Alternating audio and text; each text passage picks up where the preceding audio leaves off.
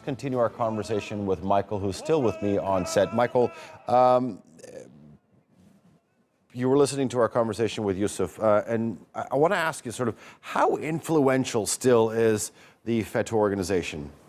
Well, I think, again, as other guests have pointed out tonight, they still have significant networks overseas. So while they've been, largely neutralized in Turkey, whether we're talking about Europe, the United States, or even places like Africa, where there's been reports that, the schools that they're running down there are still the primary contact for many Africans of what Turkey is to them. So in many ways, they still have that, that platform that they're able to reach people with. I think it's important to bring in another point here too, which, sort of alludes to whether it's a small number who are initiating the coup or whatever it may be, but that if we're talking about, let's say, from a European perspective, we're talking about, democracy, human rights, this language that's often employed.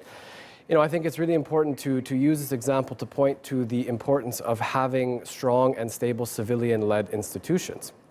Because as you can see in a case like this, if you have both foreign and domestic meddling, support to different types of groups, often shadowy organizations within a particular country to achieve political ends, and not giving support to building institutions, regardless of whether you agree with the particular politics of the government in power or not. I think this shows you the kind of results that it can bring, and we've seen it particularly throughout the Middle East over the last half century of the instability that this type of politics can bring.